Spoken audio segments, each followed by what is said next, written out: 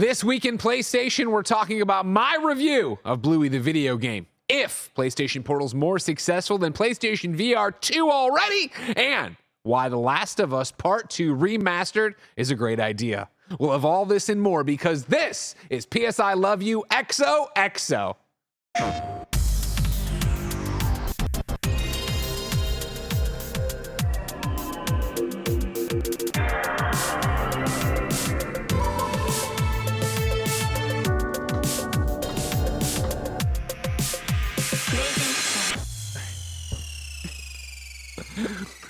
Welcome to the show, everybody. That's Blessing. That's Janet. I'm Greg. And you can get this show on patreon.com/KindaFunny. There you can watch us record it live, get it ad-free, and get dozens of monthly exclusive episodes each and every month. That's why it's monthly. If you have no bucks to toss our way, no big deal. Support us on the Epic Games Store, Fortnite, Rocket League, or Fall Guys with the creator code KindaFunny.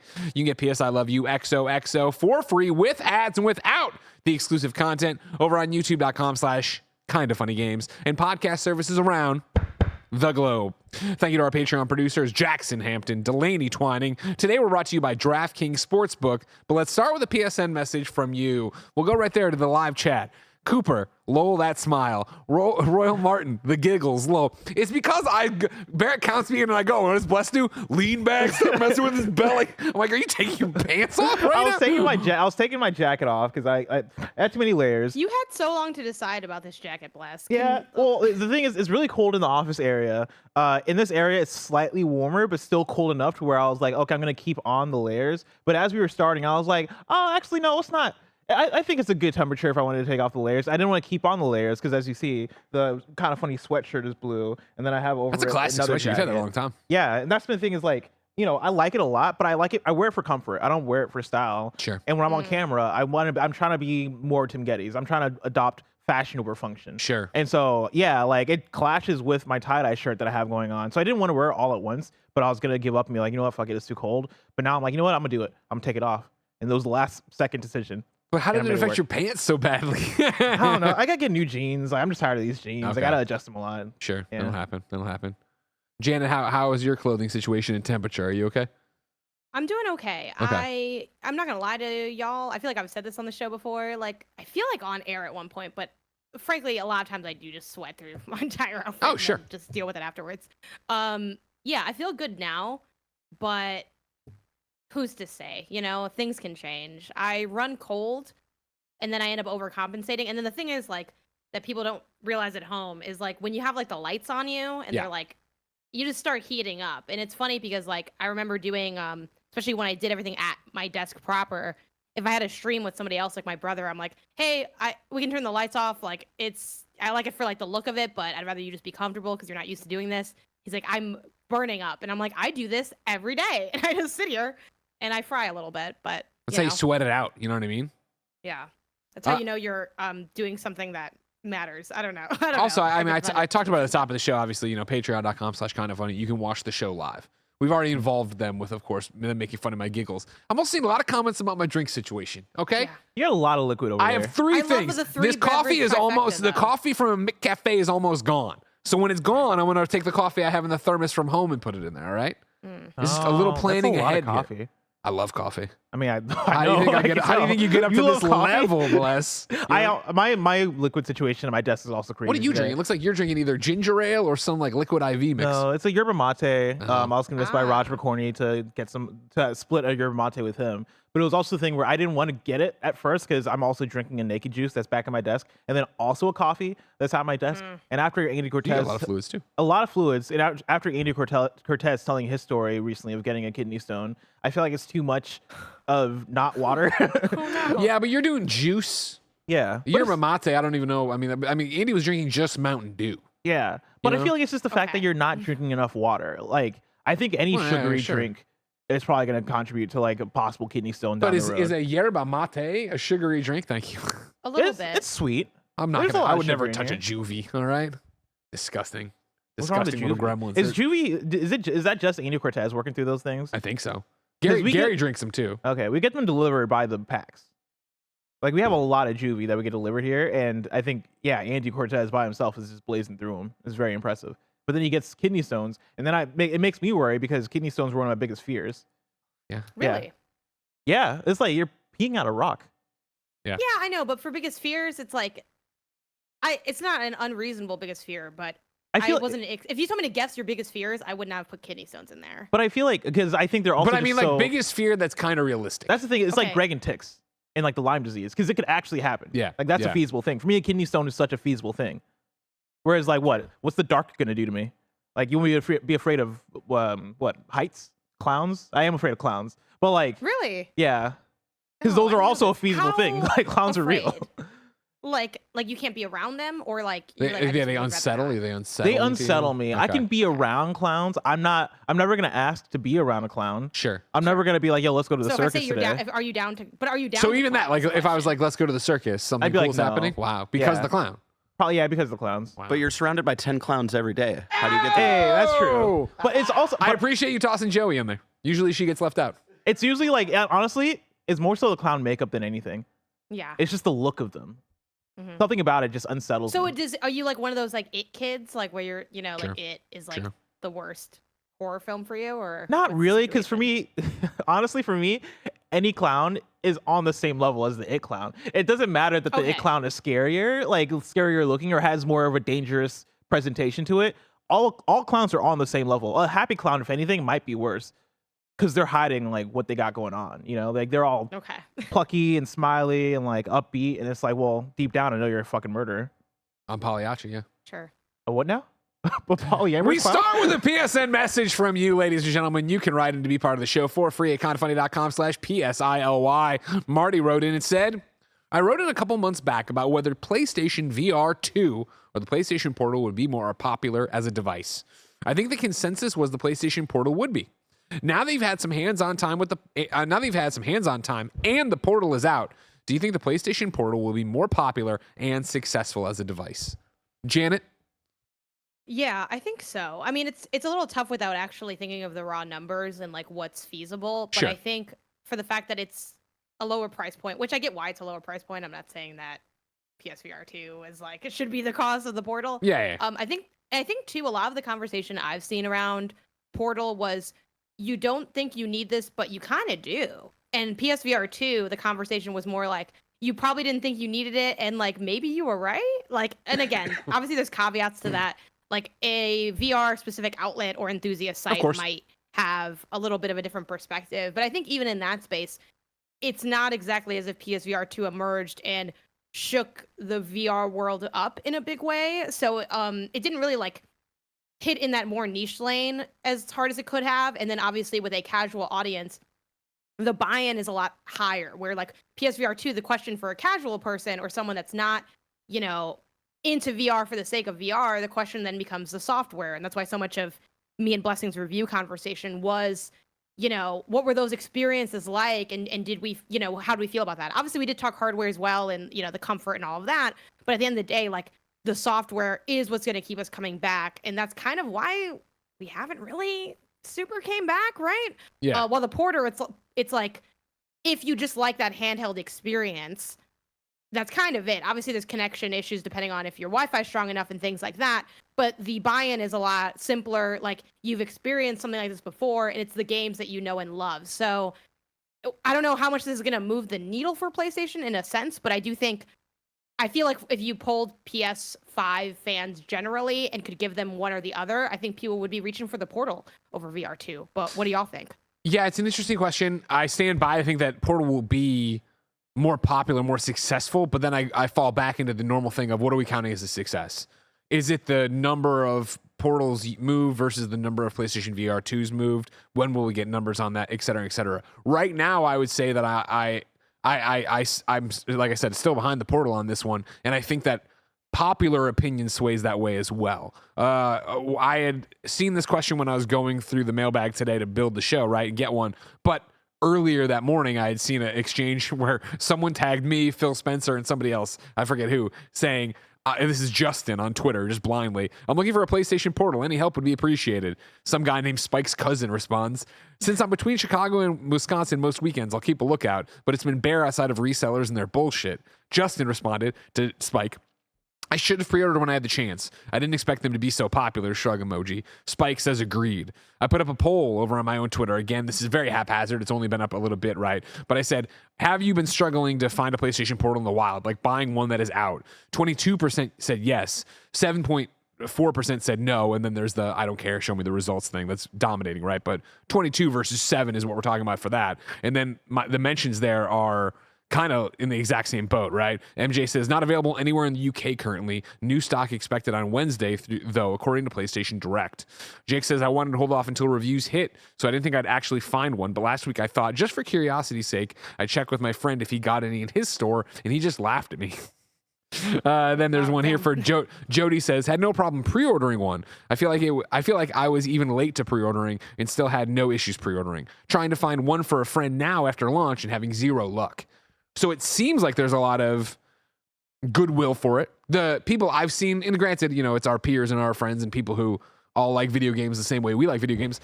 All the feedback I've seen from it on Twitter has been people actually taking photos of their Portal and actually talking about how much they liked it. But bless, am I wrong?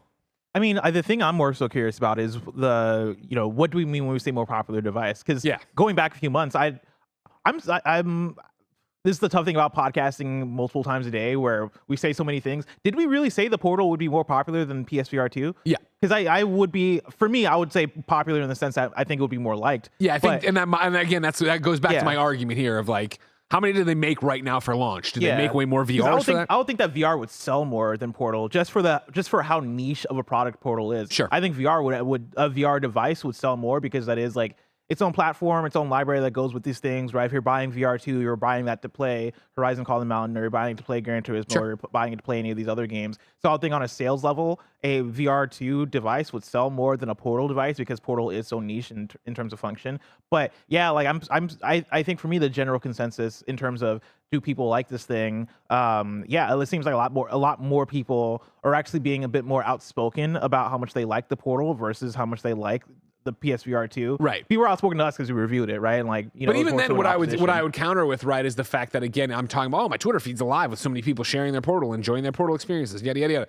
It was never that for PlayStation VR 2. PlayStation VR 2, I had a few friends who took a photo of the box arriving and then never crickets. I mean, you jump ahead now. I never hear anybody talk about it. Now, you jump ahead, whatever it's been, about a year, we'll say, right? So from Portal's launch, like we are about a year from VR2's launch. Yeah. And we'll be like, all right, cool. Are people talking about Portal still? Yeah. I think it's interesting. There's one of the videos I saw on my timeline this morning was from IGN, and it was from one of their folks saying that, like, when the Portal was first announced, there were so many questions of Seth Macy. It was Seth Macy. Yeah, never heard of him. Why would people get this thing? Like, what's this function? Yada yada. And like, he put up his thoughts on it, saying that after you actually get your hands on it, like, it really does justify its own existence. Like, it's one of the best ways to play remote play, right? And it's a really cool way to play PlayStation. Now, again, that's going to only speak to a certain amount of people. Sure. But I think the people, if you're in that niche, if you're in that audience, then it really does speak to you. Like, it's so fun coming back to work. Now I just leave my Portal at work because my internet at home just isn't hanging with what I needed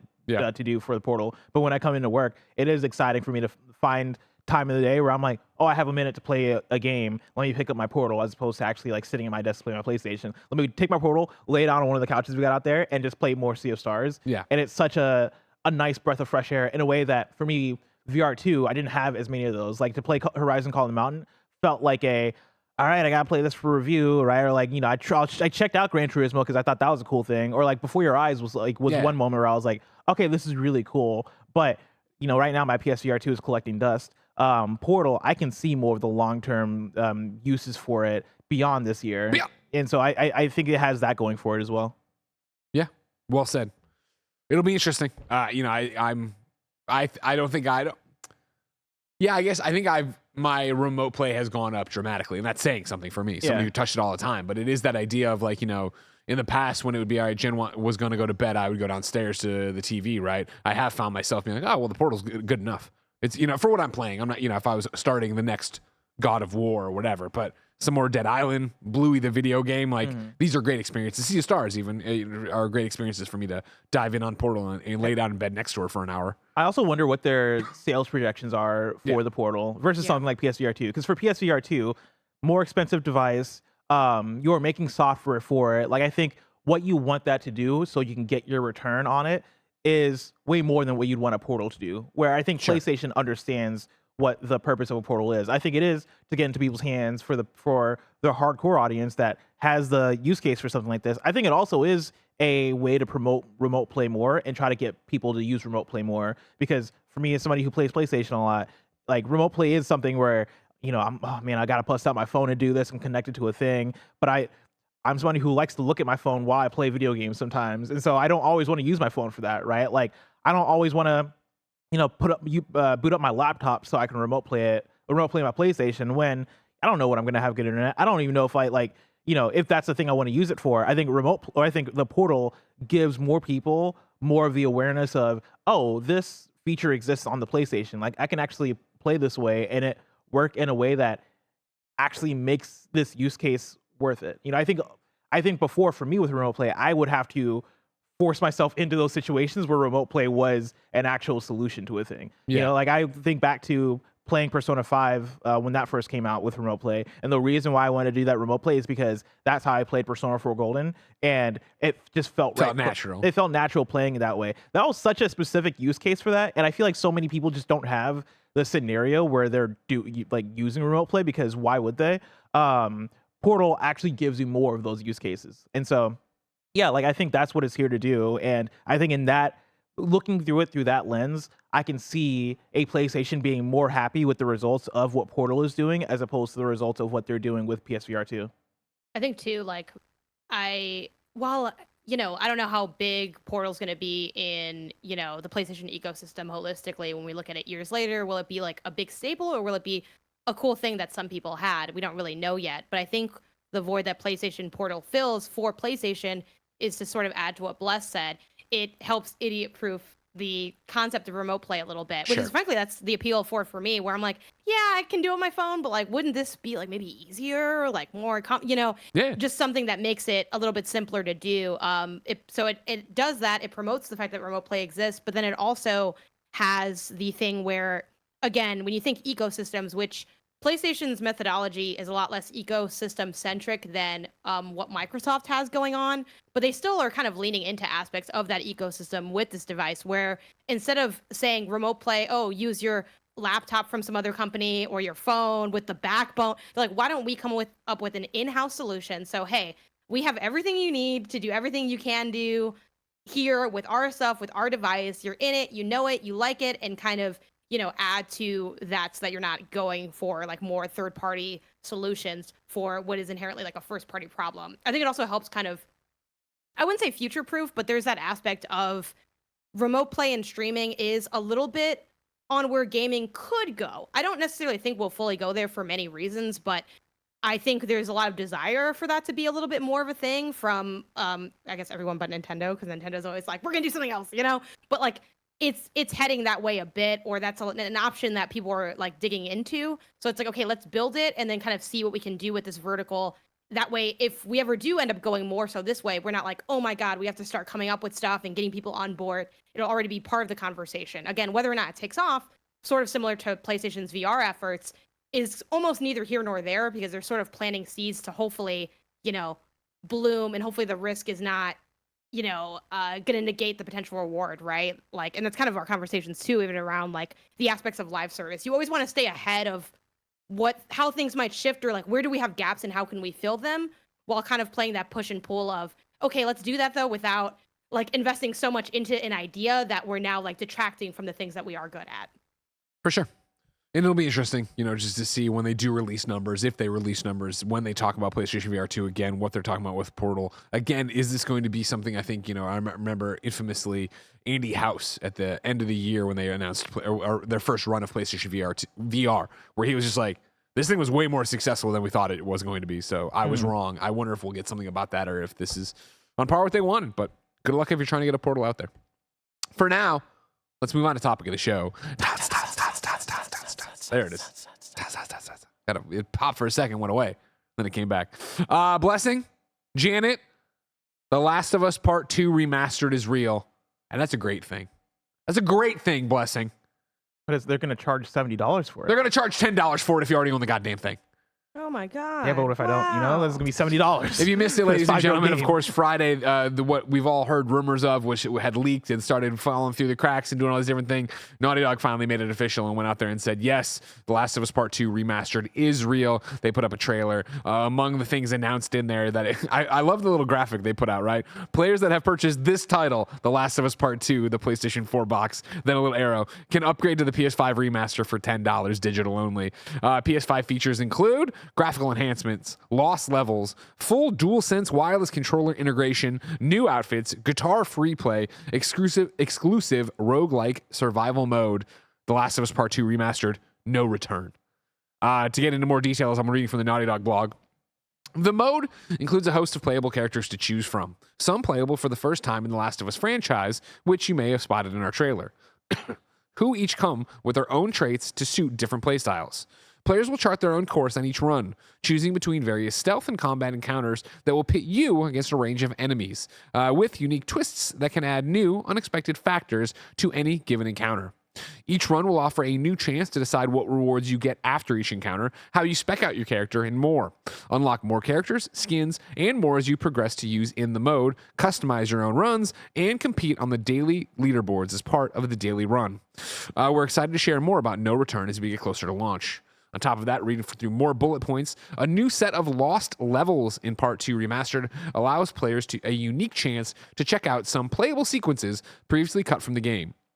These aren't fully finished levels, but rather early development slices that not only let you see some new glimpses of Part 2's world, but also include embedded developer commentary to give them richer context.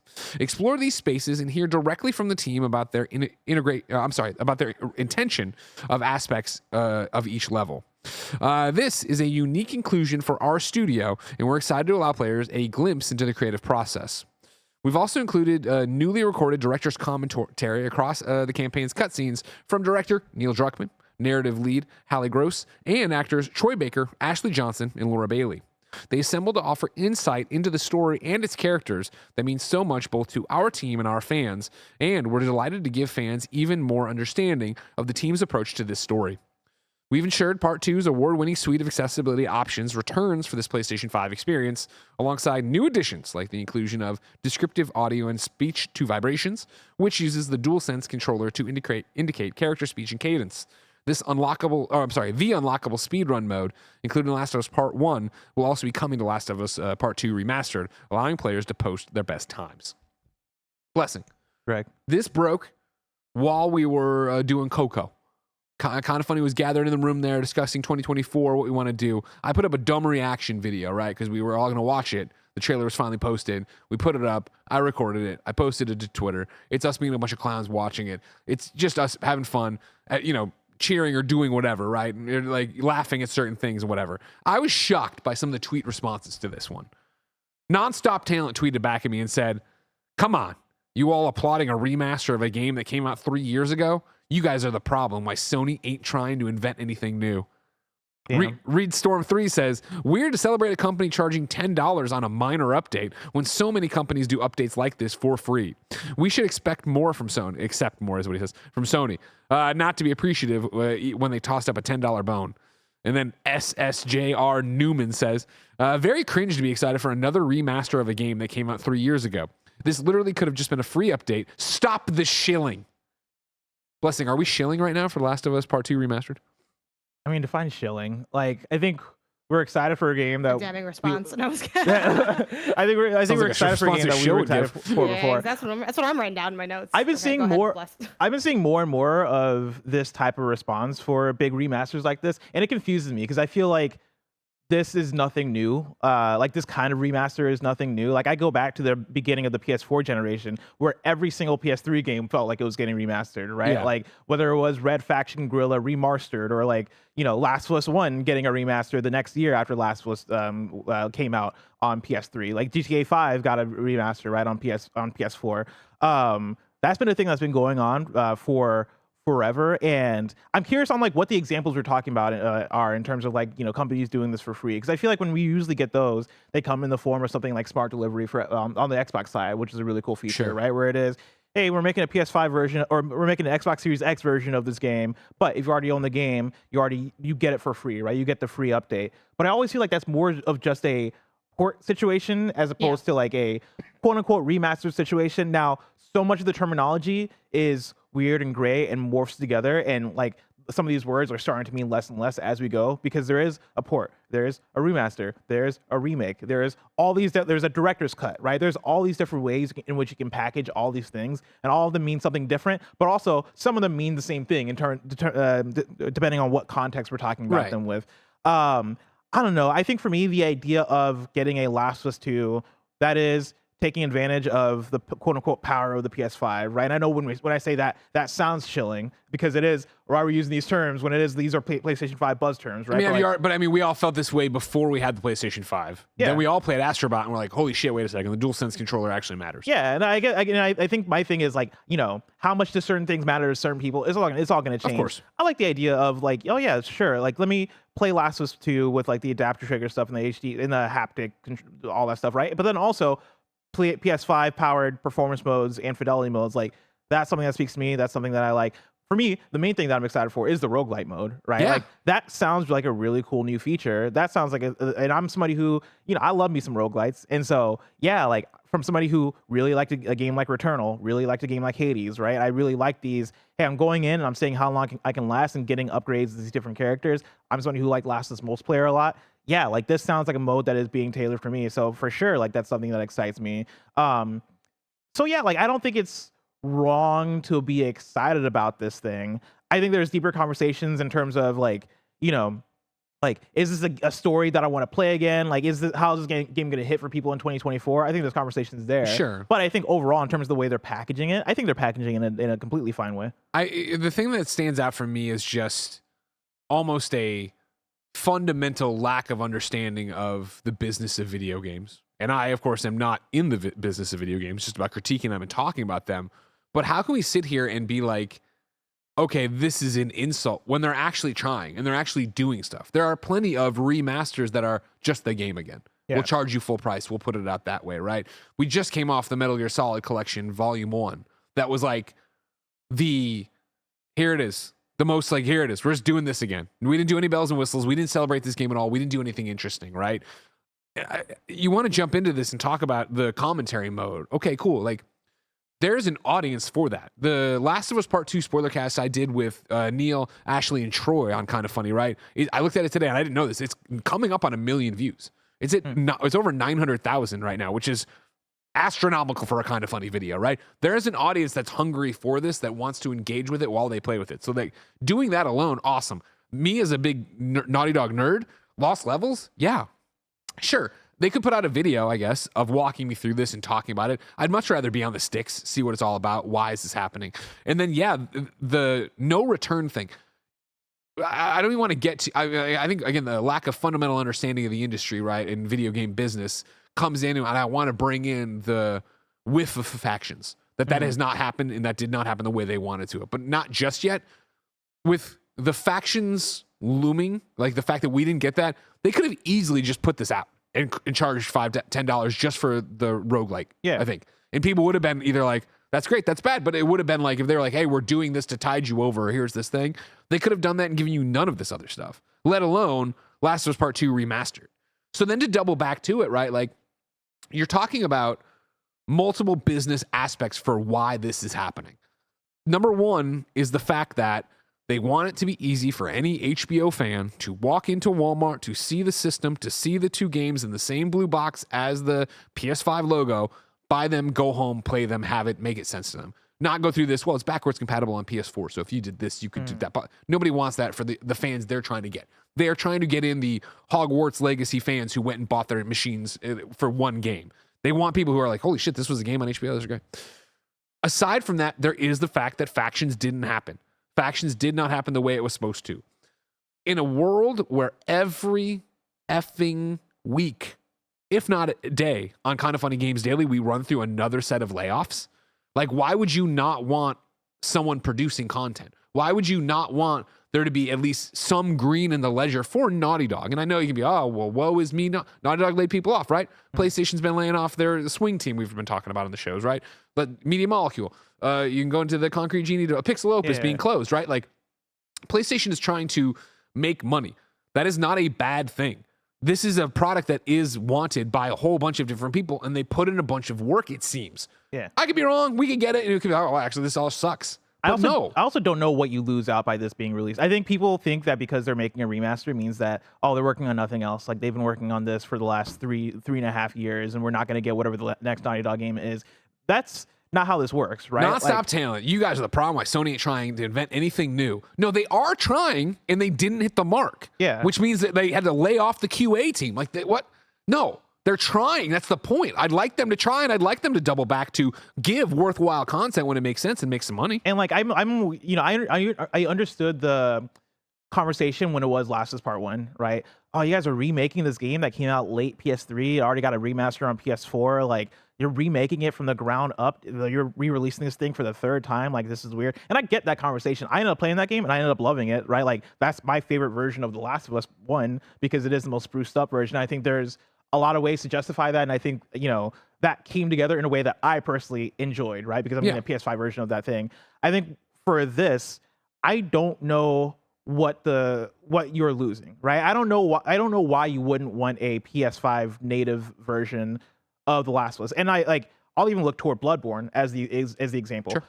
We asked for a modern version of Bloodborne all the time. In fact, a lot of people call for remakes, and I'm like, dude, I don't even know if we need a remake. We just need a 60 FPS version. Like, that's all we need, right? And like, we clamor for it, we ask for it every single time we're about to approach a new presentation or a new PlayStation showcase or whatever. We're like, Bloodborne remastered, Bloodborne remake. Give me something that's 60 FPS. Give me a spruced up version of Bloodborne. And they're basically just doing that for Last of Us Part 2, and we're getting mad because we care about this more than that. Conversation though around Last of Us 2, like, and also for the record, like, I'm not mad that it's out.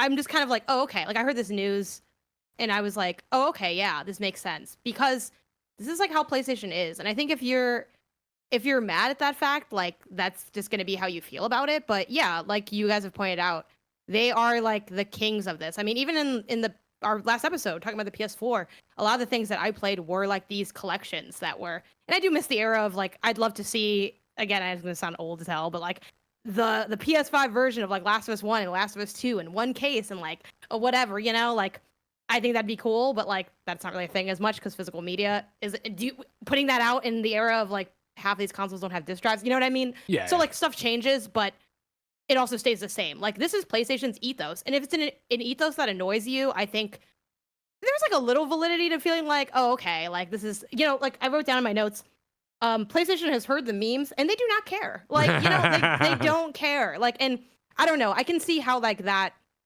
it gets a little bit like tired and tropey where it is these remasters of games that came out like 2 days ago, where people are like, the Horizon remaster is we've been talking about that for a long time. And I'm sure it probably is, because like, this is just what they do. And like, yes, obviously there is the business component for them doing it, but like, I don't necessarily feel like I think too often we try to like prescribe like almost an aspect of morality to like releasing a remaster of a game. And it's like, this is something they, either on an optimistic level, the team wanted to do, on a pessimistic level, Naughty Dog, people down up were like, hey, like, we want you to do this thing and we're going to like, make a little bit of money off of it or whatever. I do think the $10 upgrade is super nice. They easily could have done this again at like the 60 or 70 bucks and then when it would have sold, because like it will. Like, I think the other aspect of this is there are, and not everybody, but there is a sector, when you think of people that are upset or annoyed or whatever, there is a sector of that audience that's mad because it's just not free. You know what I mean? Yeah. Where it's like, part of the reason you're mad is because you do want it. Yeah, like you heard about No Return and you want it real bad, but you don't want to spend the $10 and you're like, whatever. You know what I mean? So, well, it is to y'all's point of the value that is being added. There is a little bit of like, if you really didn't care, then like you just won't buy it, and that's neither here nor there, like whatever, right? But like maybe you see this and you're like, I kind of want that, but like, why aren't you just giving it to me? You know what I mean? Which I think is a little bit unreasonable.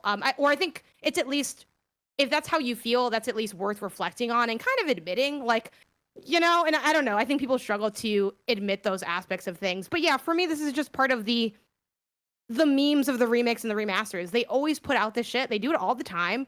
And like, I'm not annoyed or bothered by it because like, this is what they do. Like, so, and there's still pockets of times where I might, you know, there's a version of this that could exist where, to Blessing's point, we're having more of a conversation of, oh, like, but did we need, you know, there's a little bit more space for that at times. But at the end of the day, it's like, am I mad Nintendo makes me buy the same thing again? No, because that's just what I mean, there's still an aspect of conversation worth having, but at the same time, this is what they do. This is how it is. Like, I'm surprised that some of y'all are surprised because it's and that's my thing is like, if this is what it is. If this was announced at PlayStation Showcase and it was the closer, then I'd be like, oh, I understand why y'all are mad, right? If this was announced at Jeff Keighley's Game Awards or Summer Game Fest and it was like, if this got teased, if like it was going to be this huge if thing. it was built up, if it was and it's coming out in a year or something like that, then I'd be like, all right, this feels unnecessary. They dropped this out of the blue and it's coming out in like a month and a half. It's coming out in 2 months, right? Like, I feel like that's an appropriate way to treat this thing, right? It's being treated as not low key, but lower key than what they would treat a brand new game.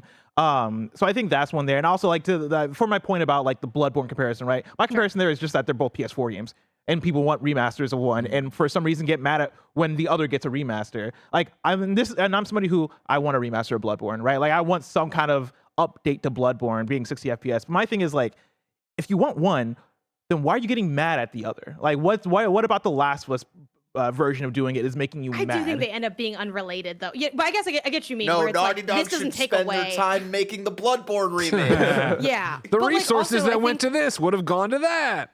I think it's also silly that we still act like remasters and remakes have anything to do with what's needed in like the greater game. You know, it's in business isn't inherent. Oh, business can be evil, but it's not inherently evil, right? It's like we get remasters and remakes of things that sell. Like it's like, and you know, sometimes there are older games that like can benefit from those updates to be experienced in a new modern era. But at the end of the day, like when I think of games that disappointed me that I wish could get remade, they're never going to be remade because they didn't do well because no one, you know what I mean? Like, so Where's the infamous remaster? Exactly. The remaster remake conversation is never really, it's always just like hey, it's on this platform with maybe some bells and whistles. It's never about, they failed at making this game and now they're giving it another shake. Like, that's just not what they are. And I think it's a little silly to act like they're not, that they're not suddenly business. more than they've ever been. Like, at the end of the day, it's about, you know, selling it to more people, the super fans having a new way to play it. Like, this is always what it's been about. And does PlayStation do it to like the umpteenth degree? Yeah, a little bit. That's kind of what they're known for. But also, like, they that's just what they do. So it's whatever. And I'm gonna play it. I want to see the lost level sections. I want to try no return. And like, that's fine. You know. It's interesting too because like I feel like this one is getting bonked on the internet nonstop because it's following Last of Us Part 1, which of course already got remastered. But I remember when Last of Us dropped on PS3, and then when Bruce and Neil came in for Beyond spoiler casts, I remember going to lunch and asking them on the walk back, like, so is it coming? Are we getting a PlayStation 4 version? Like, yeah, off the record you are. It's going to be this remaster. And I was like, I was so excited. And it seemed like people were excited about that one back then. And so I feel like this one is getting blowback because people were pissed off about part for one. sure. When it's like, I also think it's the ongoing narrative of like, oh, PlayStation's working on a remake. PlayStation's the Horizon Zero Dawn remake or remaster. Who knows what they're going to call it at this point, right? But like they're working on that. And I think it is the idea of, oh, but we're getting a bunch of these and it feels like resources are going to this. And I think that's true to some extent, but I don't think that this is a big like, I don't think there's a big hubbub to make about this one in particular. I think The Last is Part 1. Like, I get it. Yeah, like, resources went to that. Like, people took their time to make that. Now, does that take away from the fact that Naughty Dog's still working on something else? No, like, they have people working on different things. That's how that works. But yeah, like, the idea that, hey, man, a big amount of resources is probably going to the Horizon Zero Dawn one. Maybe, like, who knows?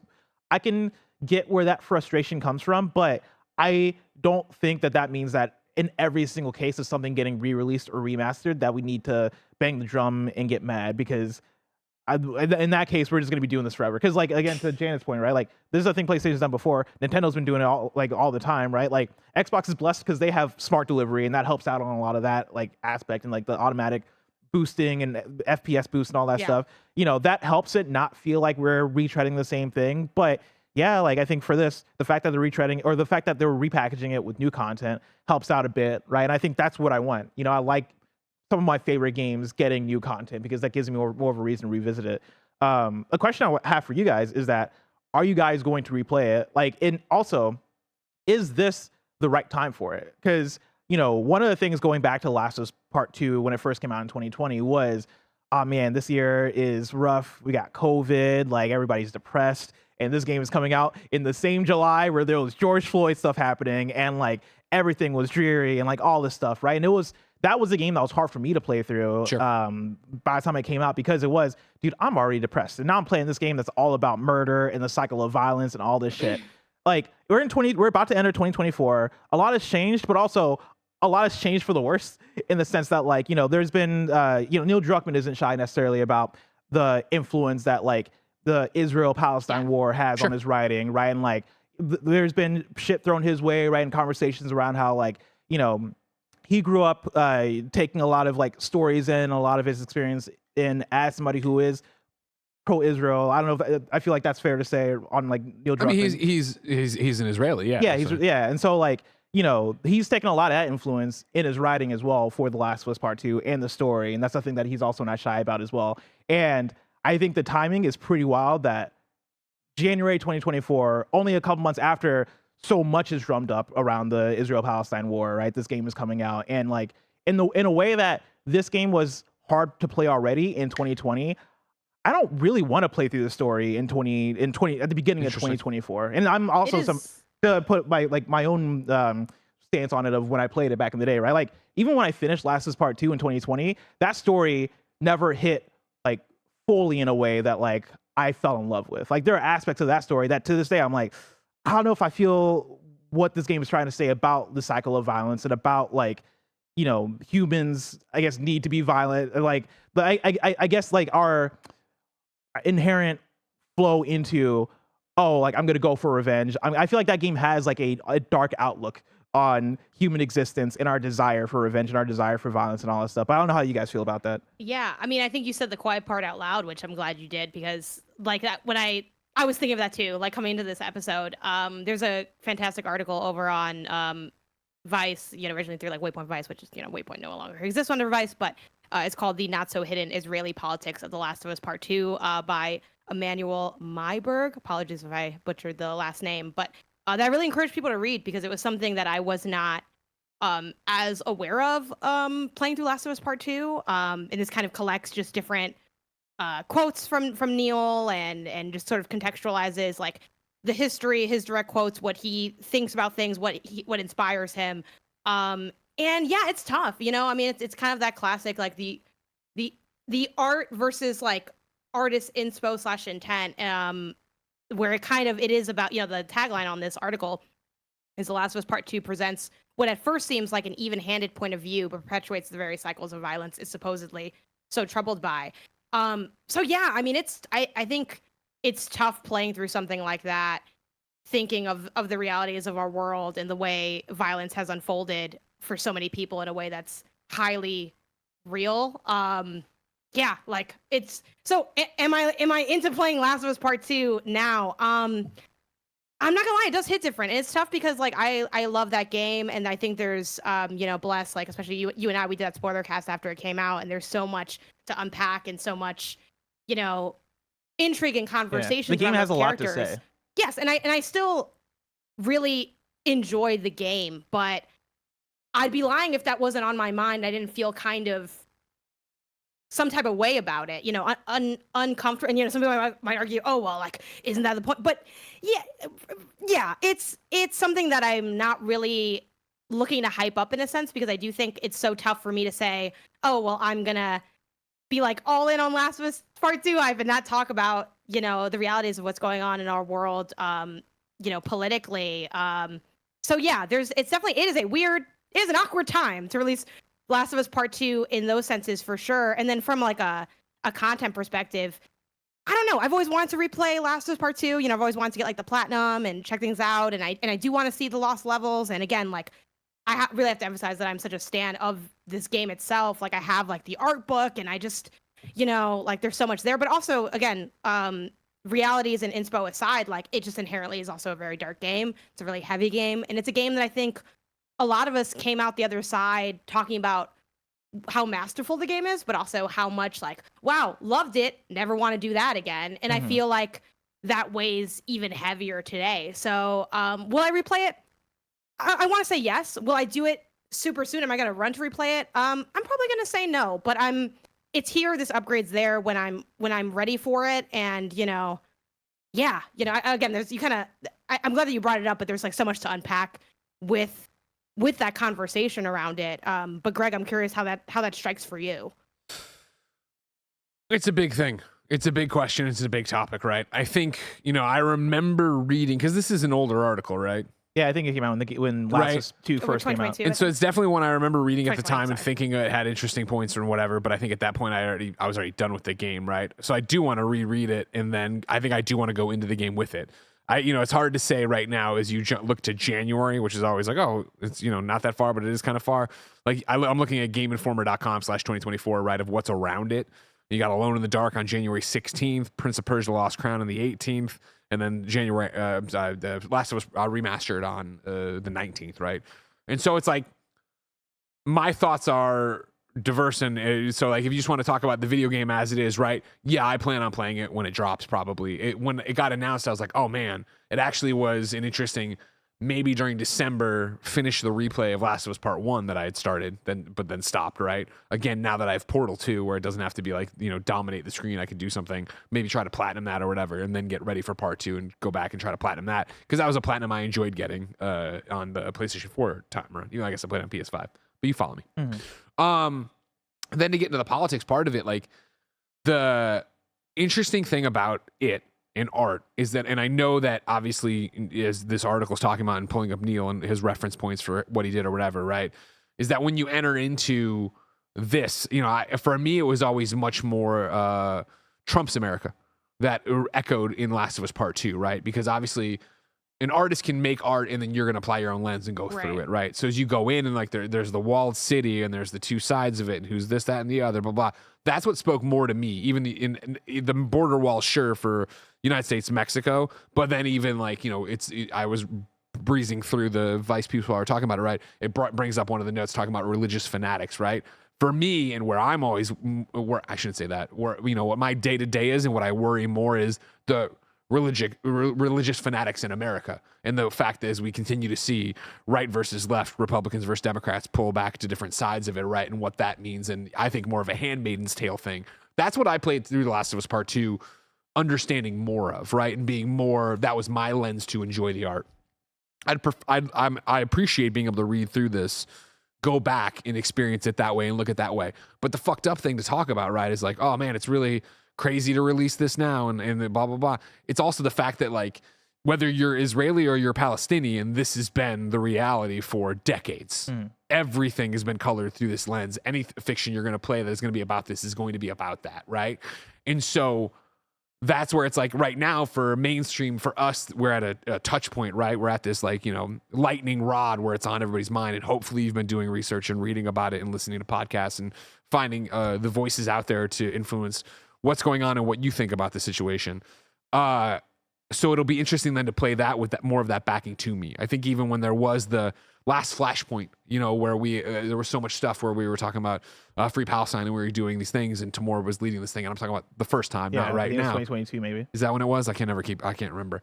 But it was that idea there of like, it was a kick in the ass to try to learn about something around the world that was going on. And so right now, hopefully you've kept up that education. I'm talking to you, the viewer, you, the listener, right? Of like what's going on and what you think about it and yada, yada, yada. It's like, to your point, like, is this a good time to play a game that has this serious subject matter?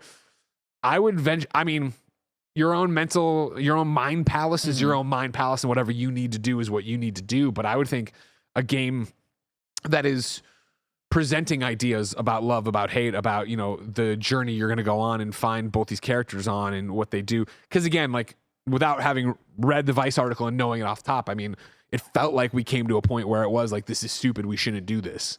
And I would like to think that would be the thought on any war, let alone Israel-Palestine, right? That there should be a way to forgive each other and get to the end of this no matter what the thing was. But I'm not trying to push that on that, and I'm not educated enough in the Vice article to pull that about right now. My thought would be that, like, no matter what, remember when they fucking, Russia invaded Ukraine and we stopped Advance Wars from coming out, right? Like, that was the move. And then It just never came out for like a year and a Yeah. half because guess what? Yeah. Russia's still in fucking Ukraine. Like that's still happening. Like I'm not trying to be the whataboutism, but there's always something else horrible happening in the world. And it really is about how much you're paying attention. But I do think that art that challenges or art that makes you feel something can then it can then be used to contextualize and hopefully sympathize with it, right? Like that's the thing about it for me when I talk about Israel Palestine, right?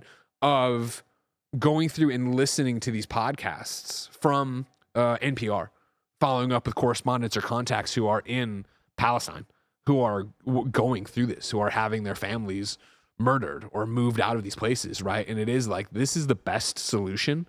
And I mean, I'm not trying to get onto a political soapbox and do all that right now and yada, yada, yada, but like the long and short of it, and I think what The Last of Us Part 2, I think does well, but I'm sure there's plenty of people who don't, humanizes the other side. And I would say that that's what we need more of in the world, period. And it can be applied to Israel-Palestine. It can be applied to Trump versus Biden, Republicans versus Democrat, right? Of like, when we just demonize people and they aren't human anymore, when you're subhuman, when you're inhuman, it's so easy to commit atrocities and do fucking horrible shit to each other. When in reality, if you can come back and be like, why are we fucking doing this? Yeah. I just want to play guitar in a farmhouse.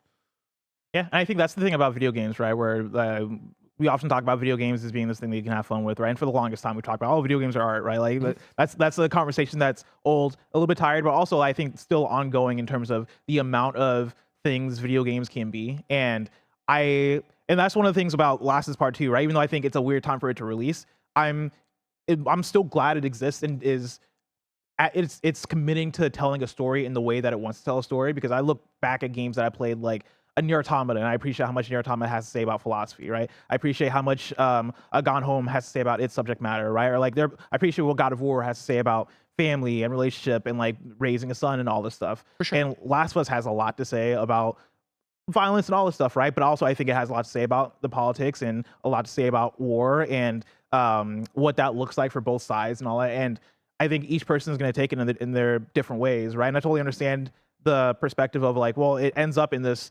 amicable, quote unquote amicable, right? Like amicable way where Ellie puts down the gun. Ellie puts down Spoilers the for knife. Last of Us 2. Spoilers for Last of Us 2. This is my chance. In case you haven't played it, I mean, that's why they're making it. Yeah, that's a like, good call. I don't know, you know. But go ahead. like, I think you could say that. I also think that I totally understand anybody who's like, yeah, but when you say that from somebody who is on the pro-Israel side, right? Like that means something different than if it was somebody on the pro-Palestine side making it, right? And so like, I'm curious to see how people take to it this time around. I'm also curious to see like my challenge to people would be to play through it with that mindset going in, because that's a mindset that I didn't have when I first played Last of Us Part 2, because I didn't know that like 100% had this perspective, or that like I wasn't as educated about what's going on in Palestine and Gaza currently, or as I am currently. And so to go back into it through this lens to see like, all right, how does this hit? What does this have to say, right? Yeah. I might come out of it liking it worse than I did in 2020. I might come out of it being like, oh shit, like there was another layer to this that I didn't even realize.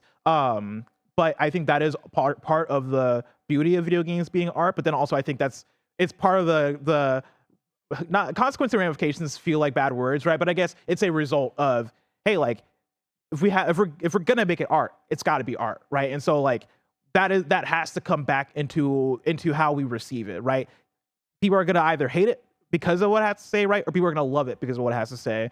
And the articles, the think pieces, all that stuff, I think are going to come after. But yeah, like it is wild seeing this game come out in January 2024, knowing where we're at and like looking back at the think pieces that we got, right, about how much the Israel-Palestine war influenced the writing behind this game.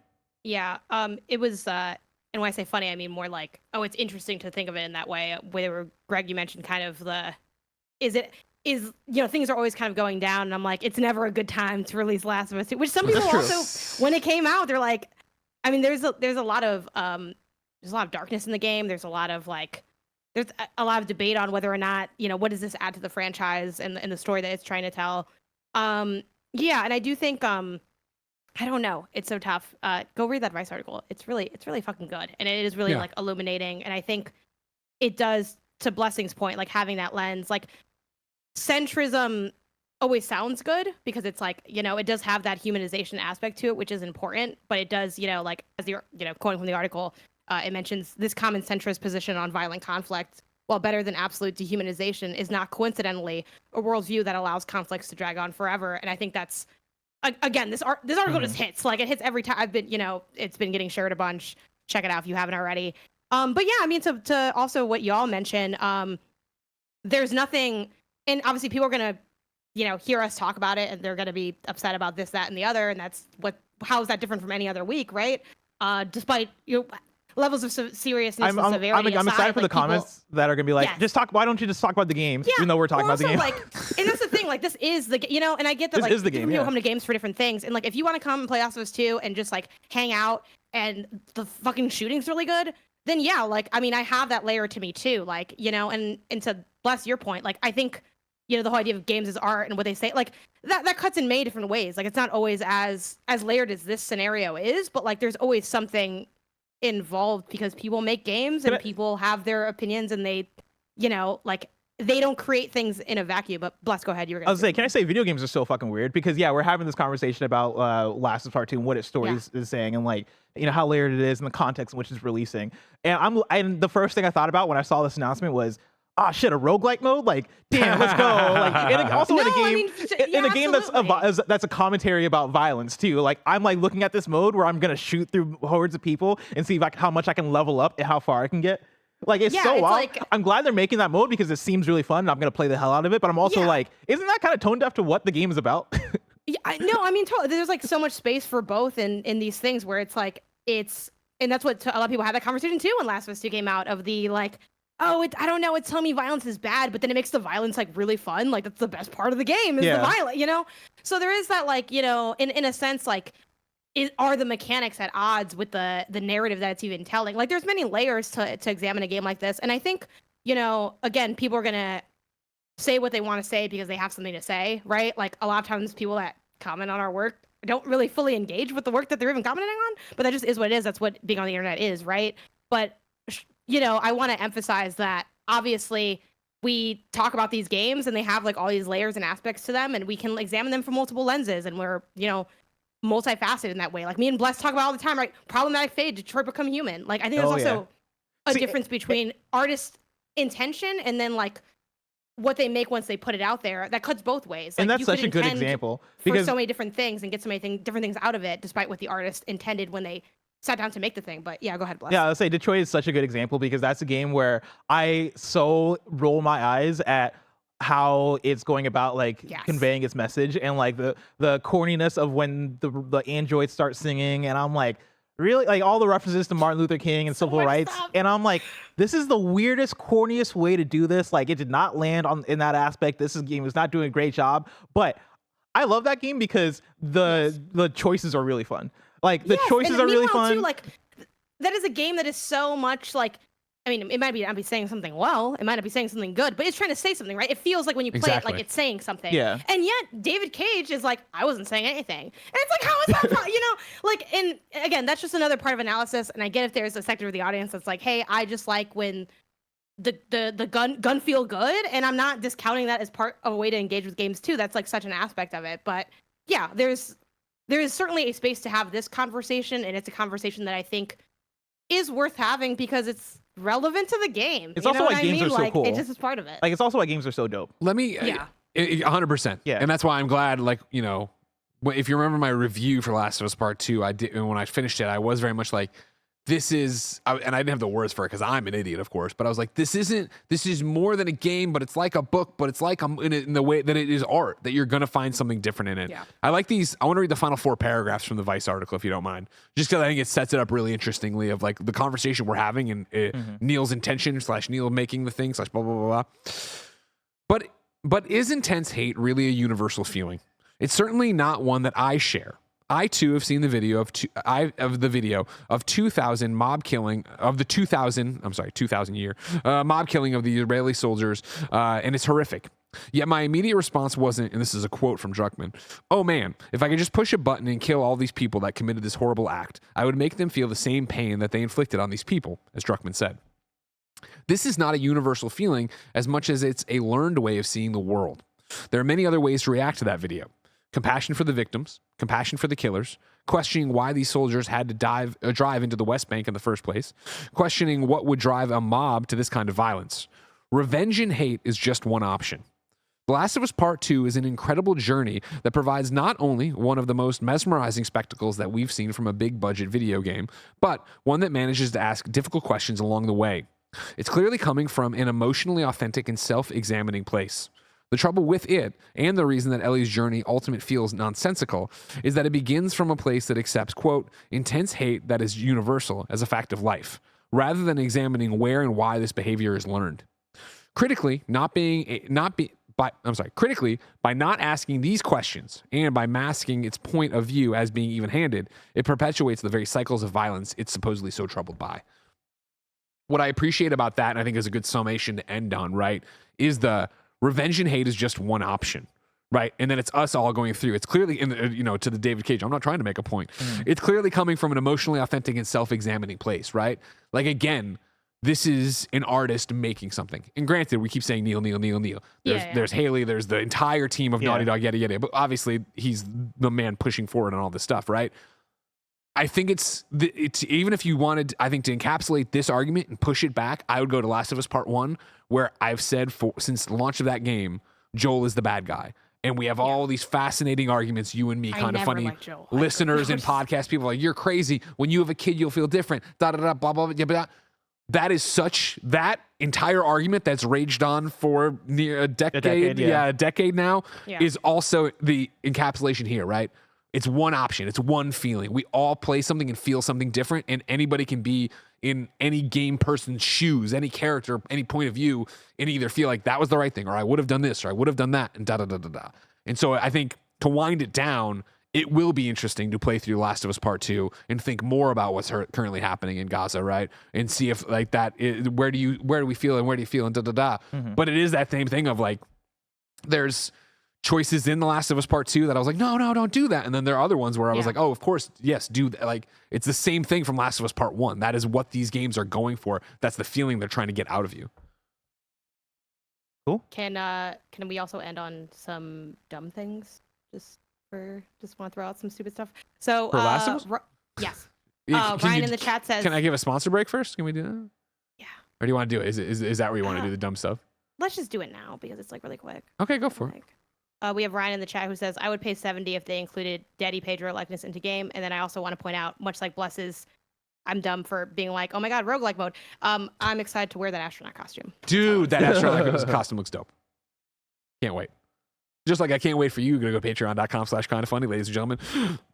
Over on patreon.com/kindafunny. Of course, you can be live in the chat right now, commenting, being part of the show, supporting us, and getting PS I Love You XOXO a day early and ad-free. Of course, on patreon.com/kindafunny, you could also get the show ad-free on demand as an MP3 and video. You could get more than 400 pieces of exclusive content we've put up over the last year. And of course, you could get some sick, sweet merch like the shirtless Spider-Man Nerf Alice shirt that is our premium item for this month.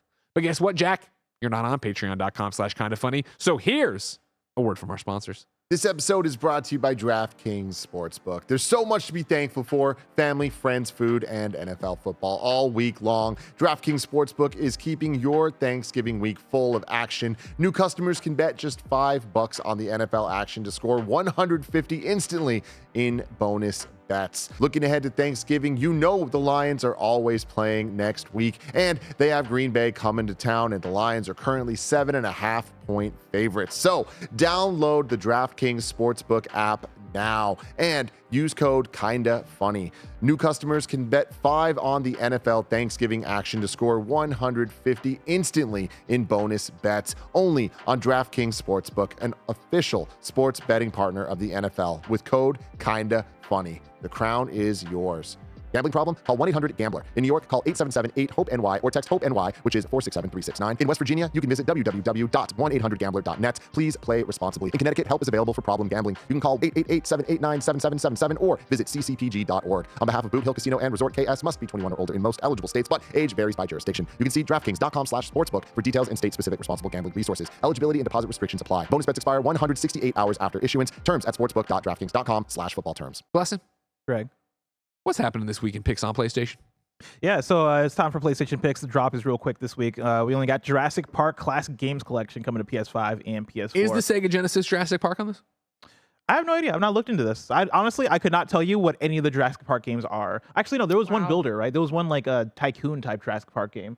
Well, yeah, that's Jurassic World. Yeah, with the sim thing. I don't know. Well, isn't World the new movies? Because Yeah. I'm thinking of back in the day. Oh, Because I remember playing one at Addison's house.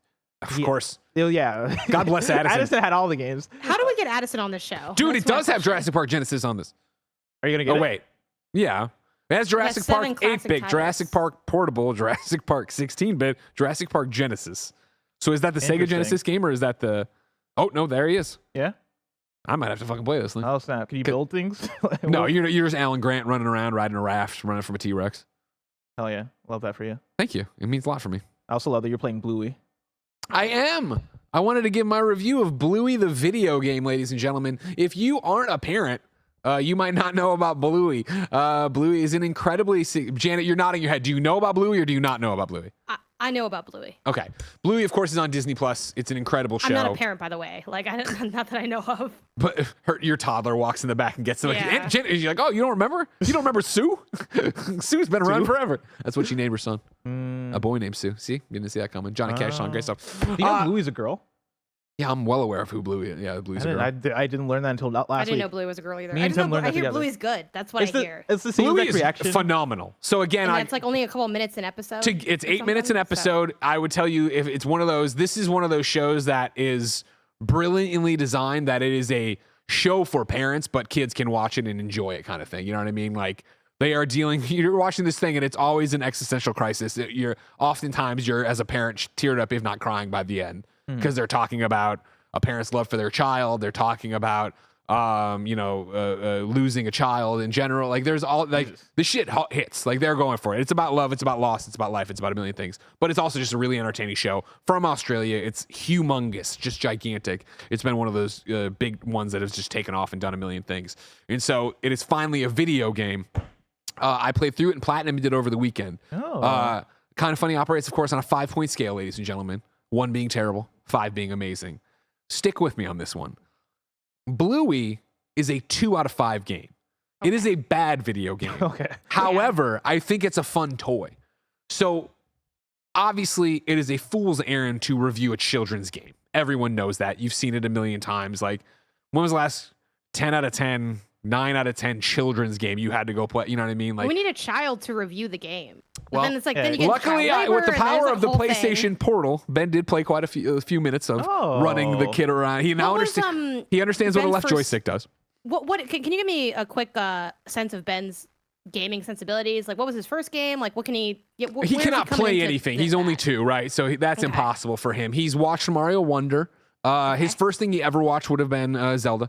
He would wake up in the morning and come out for what was cartoons. He would then go Zelda, Zelda, and we would play Tears of the Kingdom. What would you do if like you're stuck in a shrine and you just start see Ben like pointing and being like, "Oh, You move that, you idiot." Yeah, and he's like you do, and you're like, "Oh, that's the puzzle." And if he kept doing that like 5 shrines in a row, Oh, to just pass the controller. Like, oh, this is a prodigy. Yeah. like, Yeah, do yeah. you take him to like a gifted school? Like, I are you sent him like, right to Miyamoto. oh snap! Be So like, he- hey, he can help you on your next He game. raised you. He's already beyond me. You have to raise him, Miyamoto, again, like you do with Reggie. No, so yeah, in terms of playing stuff, that doesn't exist yet for Ben. This was the first time where he held the portal and he has a dump truck, remote control dump truck that he has, and he's we've had it forever. He used to just watch me play with it. Now he's pieced together forward and reverse. He's still working on turning on the, because it comes with the controller. This one, he was able to pick it up and immediately understand left joystick moved. The character, I was Bluey, but you can be anybody in the family. Run him around, do that. Huh? Like Sue. Do they play differently? No, that's They're Janet's different kid. family members? No, they're all the same. Okay. You know what I mean? It's that whole thing. You can play I'm with looking to take anybody. this as seriously as we can. Like I this is appreciate just it. another game, you know? No. And so, like, again, as a video game to review, right? They break it up into episodes. There's basically 4 main episodes and a 5th that's like an epilogue, or you guys at the beach or whatever. They are incredibly short. Like, again, Bluey's an 8-minute show, right? This obviously you could stretch, and how hard is it if you're playing with kids? And you can all drop in, drop out co-op to up to 4 players on it, which is nice. But 15 minutes an episode. So you're looking at, I mean, even when I say that sounds long. It might even be shorter than that. Where's it like? Is it on TV? Like, what channel are they playing Bluey on? Because 15 minutes is such a weird. Oh, well, no. 8 minutes for I'm the talking right now about the video game. Oh, the video game. The show itself is 8 minutes. It runs on Australian TV, but you can get it on Disney Plus. I'm sure it's some terrestrial Disney Plus, station as okay. well. But I watch it on Disney Plus. The episodes of gameplay, I would say, are 15 minutes or whatever. Okay. And there's 4 main ones, and then a small like epilogue you run through as a 5th one or whatever. Are they original stories or are they like? They are. of This the is all lore? original. Bandit, the dad has a treasure map him and his brothers had made, and so you complete little tasks and get pieces of the treasure map to then go off and find out what the treasure was. On top of that, it has you playing mini games from the show itself, like Keepy Uppy, which is where you hit a balloon and you keep it in the air. Stuff we've all played. Floor is Lava. There's this little Chattermax you chase around and try to capture and do all these different things. There's 4 of those, 4 little mini games that you can play whenever you want to. Then there's these 5 episodes, right, that you can replay if you wanted to. And then there's free roam in the environments you've unlocked that also have you are doing this on holiday, so you have like a book that's like a sticker book, and so as you find objects in the world, you add a sticker to your page or whatever. So you have all these collectibles, all these plants to grow, all these things to go there. The platinum, I would say, grand total somewhere between 2 and 3 hours, maybe closer to 2. So like I did everything really quickly. Gameplay wise, right? Like it is run from one room to get the other thing, to do the thing, to chase the thing. Like none of it, and like there's big icons, obviously it's a kid's game telling you where to go and what to do. So I've seen people dinging that of like there's no like imagination to it, which I get, but I think you're trying to make a game for all ages, all children's ages or whatever. And so as a video game, yeah, it's a bad video game. It's not an okay video game. This is where I kept going back. I'm like, it's okay. Like, would I say it's an okay game? No, I wouldn't say it's an okay game, but I would recommend it if you're a Bluey fan and your kids are Bluey fans, because Ben rewatches Bluey episodes all the time. If Ben continues to be a Bluey fan, I do think he would just want to exist in that world. So when you have these environments like the Healer House open to go play in, like, yeah, there's the mini games you could do with your friends when they come over, but there's also stuff like they've set up like soccer goals outside and a soccer ball that you could run and kick. And it's not like it's keeping score or anything, but kids love to pretend and play goofy little things like that. So it's like, it's a $40 game, which then you're like, well, for 2 hours, I think it does the game no service to think of it in a traditional review sense, a traditional video game sense, where it really is. I think yesterday it was on sale already for a Black Friday thing for like $25, $20. And so it's like, when you get into that, how much is your kid going to do it? How much do they want to come back? In my remembrance of playing video games, I wasn't grinding for platinums as a kid, right? I was just excited to go back into a world I love. It reminds me of like going on CartoonNetwork.com as a kid, where they had a bunch of Flash games, and like you played Teen Titans Battle Blitz, and I was obsessed with it. Or you play like an Ed, Edd n Eddy game where you're going around and like doing food fights and stuff like that. And there was no reason for me to be playing them because I had an N64. Like I had bigger and better games to play, but I would keep going back because I got to be in like in the Ed and Eddy. You live there, right? Yeah, I got to live as Ed, Edd n Eddy, or I got to fight as the Teen Titans, or I got to like adventure as the kids next door. And for me, that was enough. Like that was a worthwhile experience. Yeah, and so I think it's a 2 out of 5 video game I would actually recommend. Of like, if you think your kids are going to want to play in Bluey and be around Bluey more, then yeah. Like again, it's got the voice cast, at least for mom, and this is a weird one where I have done no research, obviously, because it's just been a busy weekend. But mom and dad, I know for a fact, are the voice actors from the show. I think Bluey and Bingo are, but it felt weird. I know. I was thinking the same thing. I'm like, Bingo's awesome. Don't talk shit about that, Bingo. Like someone's named Bingo. No, I'm excited to hear that. But it was the there. idea that like they sounded weird when I was using the wireless PlayStation earpods, because I was using the remote play the entire time. So I was like, am I losing something between the, because when I was playing off speakers on the Portal, because I never played it on the TV, I only played it on Portal. I was like, playing it off the Portal speakers sounds normal. It sounds like them. But then when I would have what do they call them? Fucking earbuds? Yeah, but what do they call them? Wireless the PlayStation Pulse Explorer. Whatever. Yeah, those ones, the new ones. It didn't sound like them. So I'm not 100% sure. Not that it matters for it, but it's a weird one of like, I saw it when I put up tweets about it over the weekend. People like, oh man, it's glitchy in this. I didn't have glitches. I mean, I do have the thing where it's like assets are on top of each other. Like it looks sometimes like a Flash game. You know what I mean? In terms of it. It also, but then you are running around the house and it's like there's a bunch of weird choices in it in terms of that stuff. But it does uniquely and fully feel like a Bluey video game, the Bluey world. Which again, like you love the song, you love the things. I think there's something there, and I think there's enough for a kid replayability to go into it. When I saw the trailer get pulled up, I legit thought you're going to be like, oh, this is a 5 out of 5. Because like it looks really good from the trailer. It does. Which if you remember when as I'm getting ready to beat Janet in Fantasy Critic, there was a big debate. Do I take Bluey or do I take Grand Blue Fantasy versus the fighting game? Yeah, and I think now needs to get an 84 or maybe an 85 for you to win, I believe. Is that right? Someone can do the math. Is that right? Yeah, there's, what is that, 145 and then, way top. Yeah, a little over 14 points if we're talking about the decimal. Yeah, man. stuff. Look how high up all three of us are, and then look at like just the gap between us and the Yeah. XCast, bunch Like of idiots. what is that? 50 points? Like what the fuck is going on over at the XCast? They Yeah, just it's a don't care. 50-point deficit. They've never cared about anything. I don't know. Anyways. They don't get good games. So they don't know what good games are. Like I don't. Something like that. Something's Hey, going on they with got that. Hi-Fi Rush. They got a good game. Did they draft it? Well, no, I was saying like for Xbox this year. You guys got to draft the good games that you see. Anyway, I don't know. To be fair, that It was- surprise it was drop, a- nobody could have seen It was a coming. brutal year. On it, like it was. I don't know. We'll save it for the end when we like look at it all. But I don't know. Some Bear's gonna have to cut my mic during this fantasy critic recap because I'm just gonna. I have a lot to say. I'll accept your, congratulations whenever you want to give them to me. Make sure you make the trophy bigger this year, Greg. Also for For me, sure. my Yeah, shelf. don't worry about that. Anyways, don't know why Bluey, you're 2 so out of 5 video game that I think is a fun toy. I don't get it. Cool. Janet, you beat Cocoon. You platinum Cocoon. I platinum Cocoon. Yeah, exactly. I got a platinum too, Greg. Okay. I may not have a child, but I do have a platinum trophy. Hitting landing in my This digital shot at shelf. Cocoon is wild. Right? There's a lot of Giorgio O'Keefe energy in Cocoon. I'm gonna throw that out there now. Get ready to see some shit. But I played Cocoon. I beat Cocoon. People will tell you Cocoon is a short game. Not if you're me, baby. I was in that thing for 10 hours. It took me double the length of how long to beat. I don't know why. I didn't think I was dumb. Maybe I am. I'm not sure. I did it without a guide for the playthrough, but I did use a guide for the platinum. Nice. The platinum is very fast and very easy if you use a guide. It might be kind of harder without it because I don't know if the game gives you an indication on. You kind of find these like ancestors, and then you like walk up to them, and they'll be like beep boop beep, and they'll fly away.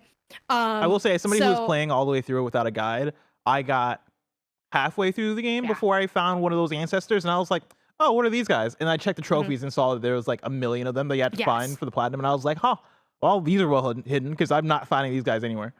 Yeah, like I found a decent amount on my own, but I did need to get. I forget how if chat knows how many there are total, but I did need to get I think 6 or 7 more after the fact. So I did miss quite a few.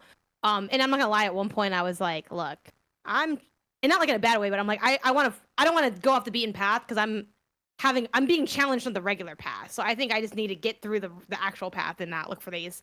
But with a guide, it's very fast because you like the guides that are out there, which I use True Achievements, which is like user uploaded. You can go directly to the exact percentage and then you just walk up to them. It's very, very simple. It's a very fast plat in that sense. The game is fantastic. I started this a while ago. I think I might have mentioned it on the show. And I finally sat down to finish it. And yeah, it's fantastic. It has like incredible style. The sound design, it's personally my favorite sound design of the year, I think. Tied maybe with with Dead Space remake for sound design. I just think everything they do is brilliant. It's squelchy and kind of nasty while not being gross because the imagery isn't gross, but like there's such a fun blend of organic meets machine in Cocoon that I think just works so well. And puzzle wise, it really does start to kick up. It is definitely not a game I think you need to be fearful of if you are not a puzzle freak like Blessing, but you will be challenged, especially once you hit, I would say around that 89 percentage point where you're like, oh, the game's almost done. They really said, take everything you know and put it together. And I'm like, I'm not going to lie to y'all. I don't know if I understand what I'm looking at here. That was my one thing with it where, when you get to the place where they're like, all right, now take everything you know and put it together. I thought it was going to be way more advanced than it actually was. Because I solved that puzzle and I was like, oh, I kind of wanted it to be more challenging. Like it was actually really easy to do the thing they asked you to do. Well, I was a little challenged. I'm not, so choose your fighter. I think listening, if you align more with the puzzle solving of me or the puzzle solving of Blessing, maybe you split the difference. That being said, like the challenges were never a lot of the game, and I streamed it while I was playing it. I'll pretend that's why it took me so long and not because the other reasons. But you're never like too challenged because everything is just like around you. But like I did have to stop and think for a bit on some of those later puzzles in a good way. I enjoyed the way that it evolved, even if like, well, Blessing, is it fair to say did you want it to evolve more, or were you? How did you feel? I liked it a lot by the time I finished it. Right, like I think they do such a good job of easing you into it and then being like, hey, this is what's going on. Like this is the way this world works, and even within those rules, they have like cool moments where I'm like, oh snap, okay, like this is this thing. All right, that's cool. And the way they go about adding in new elements is so smart because it is like, you know, the orbs are basically like levels like you're carrying around and doing things with, and those orbs will also get you like new abilities and stuff, right? And so like the way they meld both those things together and the way they make all the worlds kind of like, you know, intermingle with each other, the way that you can like never go back like too far back and get lost, right? Like you always have a forward momentum. I think it's designed super well, and I liked how concise it was. I think for the amount of time, the length of that game, I think it developed perfectly. Because it took me like 6 hours or so to beat, 7 hours, and yeah, like I didn't feel like there was any time wasted. Yeah, I think there's also like a really nice subtle Metroidvania element to what you're describing, where the orbs sort of function as having abilities as you carry them on top of just being like you can jump into one and go into a level. So it'll be something like the red orb can like make platforms appear underneath you, and you know, other orbs have different like properties to them. But yeah, it's really good. It's really well designed, and I think the thing that makes this sort of special in a year that had a lot of really lovely puzzle games, you know, games like Viewfinder, I'm not far enough in Talos Principle to make a big comment on that. What makes it really stand out, I think, is just how satisfying it feels to maneuver around the world and to execute solving the puzzles.